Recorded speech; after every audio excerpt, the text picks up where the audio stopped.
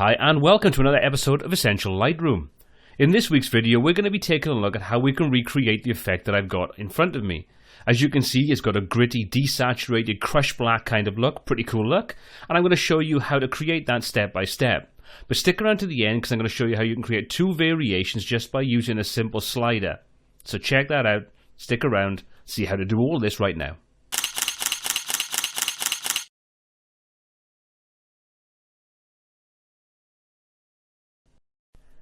So this is our starting point. As you can see, it's already quite a sort of somber looking image, quite desaturated colours in there, the red of the shirt standing out, and just the pose of the individual kind of gives it that negative kind of down effect. So the preset that I've got available, which you can download in the description below, is going to take you through to the result that I showed you on screen. But like I say, stick around to the end because I'm going to show you a couple of different variations that are achieved very easily. As always, I'm going to take you through step by step through the develop module and show you all the different stages I do and explain why I do the different settings. Now with all the presets we have available, remember they're just a starting point and every image has its own characteristics that you need to tweak. So without further ado, let's take a look at this image and what I've done to this. So let's just go to the basic section and we're going to start working through there. So the first thing I want to do is just give the image a slight additional bit of warmth and brightness. So I'm going to take the temperature, we're going to move that over to the right hand side, and as you can see, once we do that, that kind of brings a little bit more warmth into the skin tones and the greens and the reds. Next thing we want to do is come down and we're going to give this a real punch in contrast. So we're going to take that up quite high to about plus 35. As you can see, we start to get a nice sense of contrast in there. And the whole thing we're looking for is to get that accentuated contrast. So when we crush the blacks, we're going to have enough tonal difference in there to make it stand out and look quite stylized. So let's go down to the clarity section. I want to get some real depth into the detail in this. So I'm going to bump that up a fair bit, probably about plus 55, plus 60, somewhere around there. You can see we now start to get some real definition in the dark areas and the sort of highlight areas. We get that nice contrast between the two. So the combination of the contrast and the clarity are really working well. But I want to take the saturation out of the image and then focus on the colors that I want. So I'm going to drag the vibrance slider, which deals with the warmer tones in the image. We're going to drop that down to about minus 40. Do the same with the saturation, just a little bit more. So you can see we're getting to the point now where we stripped out pretty much all the color from the image. So let's go through and deal with the highlights and so on, just so we can make sure the image kind of gets what I want. I'm looking for that real sort of high contrast. I don't want to retain too much detail in this. I don't care if I blow the highlights and the shadows. So we're going to grab the highlight slider. We're going to give that a real bump up to about plus 50, somewhere around that kind of region, just to get some sort of highlight definition in there. We're going to take the shadows, we're going to drop those down, so we're going to really crush the black in there, get really dark, about minus 80 or so. The whites, again, we're going to give these a bump because I want to get that serious contrast. Don't really mind if I lose that definition. And with the blacks, we're going to just going to drop those down. I want to go crazy with those because that'll make a massive difference if we go too far with it. So this is where we are now. You can see we've desaturated, got some serious contrast in there. So we're all looking pretty good for the basics panel. So the next thing we're going to do now is jump over to the tone curve and start using that. So the tone curve, just make sure that you're working with the linear point curve mode. If you're not, as always, you've got this little icon on the right hand side, switches between the two different modes. This allows us now to go in and directly influence the actual curve itself. So what I'm going to do is add a couple of points in there like I usually do, at the intersecting points. And then what we're going to do is we're going to grab the blacks and we're going to crush those. So we're going to grab the black area in the bottom left hand corner, bring those up probably around about there. You can see that now really crushes the black. So we lose the high black contrast in there and we change it to a dark grey.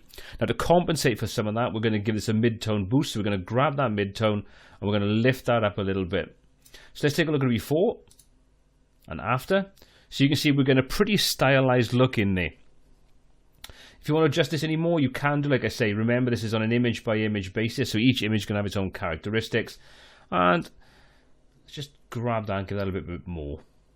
Not go too crazy with it. That's looking a little bit better. Let's bring that down a little far, crushing those blacks. I kind of like that a bit more. Okay, so that's all we're going to do with the tone curve. Next up, we're going to jump over to the HSL section. And what we're going to do is we're going to choose some colors that we want to sort of control the definition of in this image. Now the shirt is the bright red and slight orange kind of colors, and I want to bring that out in the image itself. So the next thing I'm going to do is give the red saturation a bit of a bump. You can see as we do that, we start to get more tone into the shirt itself. We get a bit more tone into the actual, a bit more color into the face. Do the same with the orange. I'm going to give that a little bit of a kick. Now this is completely to taste. I say I want the shirt to be the sort of the focal point that drags your eye into the image while everything else kind of desaturates and falls away. So let's take a look before and after. So you can see the shirt is the main area that we start to get that colour back into, with a little touch of colour back into the face where the orange and the reds kind of have some influence on it. So we finished with the HSL section. Like I say, remember, you can tweak this to your own taste for the image that you're working on. Now, I'm going to leave the split toning for a second. We are going to do some split toning, but I don't want to do it just yet. I'm going to leave that to the end. So we're going to jump down now to the detail section. And we're going to give this some serious sharpening. Now, I want to do this because I want to sort of accentuate the detail that's going to be in this image. So I'm just going to grab the sharpening slider and I give that a real bump. I'm not bothered about this being over the top. I want to bring out that grain and grit in the image itself. So once I've done that, I'm going to jump down to the effects section. We're going to bring a vignette into this. So we're going to just vignette the edges off, so we kind of draw our attention to the sort of solitude kind of effect of this particular image, but draw the attention into the center, the focal point. There we go. I want to give this some serious amount of grain to give it that gritty kind of look. So again, this is completely to taste, but I'm going to take it to around 60 to 70, somewhere around there. That's looking pretty good. And if we zoom in, you can see we start to get that grainy effect, and you can adjust the roughness and the size and so on to kind of match up to the image that you want. And I kind of like increasing the size like this because it gives it a more natural filmic effect. You tend to find, oh I do, you bring it back down there, it just looks like a pile of noise in there. Where you start to add the size of the grain, it kind of gives it a bit more characteristic, softens the image down a little bit, but just gives it some nice character. And then we're going to grab the dehaze and I'm going to bump that up a little bit because that's going to bring some sort of contrast, a bit more contrast into it, even though we crushed the blacks.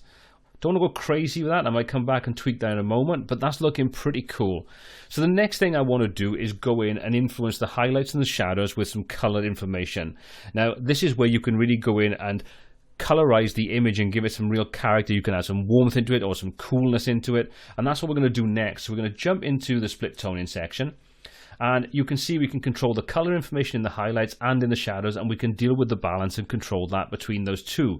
So let's take a look and add in some coolness to the shadows and some warmth to the highlights. So let's just go to the highlights, and we're just going to simply drag this over to the sort of the orangey yellow kind of color. Now you see nothing happens at the moment because I've increased no saturation, so we're currently just adjusting the color information but not actually putting any color into it. If you want to work without the slider, you want to sort of use a color palette, you can simply click on this little chip and you can see we can easily start to influence the colors in there, which will deal with the saturation and the color simultaneously. So I'm going to leave that as it is because I kind of want to go through and do this manually. So I'm going to go to that kind of tone. I'm going to bring the saturation in there, and you'll see as I bring that up, we start to get a much more orangey yellow kind of tint to the highlights in the image. Won't go crazy with that. Put it about there for now. I'm going to do the same then for the shadows, but I want to bring some cooler sort of magenta blues into the shadows. So we'll bring that up to around there. Give that some saturation. Let's tweak those colors until I get exactly what I want. That's looking pretty good. I kind of like that. Give it a bit more saturation. And the same goes for the highlights. Now you can see we could leave it there and we've got a nice balance. But what we can do is we can use the balance slider to influence the overall color information in the image. So if I take this over to the right hand side, we're bringing more of the highlight information, so more of those warm tones in, so we can give it a nice warm feel while still retaining some blueness in the shadow area. Alternatively, we can take that over to the left hand side and we can reduce the amount of warm tones in there and introduce more of the blue cool tones, so we get a complete cool look to the image. Or you can put it back to the center point if you want to, or any combination in between. So it's entirely up to you how you use this. But this is a great way of being able to change the color information in the shadows and the highlights and change the overall tone and feel of the image just by one simple slider. And that's it. That's all there is to this particular technique. If you want to download the preset, the link is in the description below, and that'll get you to this point, and you can then easily use that slider to control the actual color of the image itself. If you enjoyed the video, please give it a thumbs up and hit that subscribe button to be kept up to date with all the new content we add every single week. If you want more free presets, then just follow the link in the description below. That'll take you through to all our free presets. If you like the things we do, we've got some commercial presets and some eBooks available to you. Download those, purchase those, and help support the channel. Well, until next time, take care.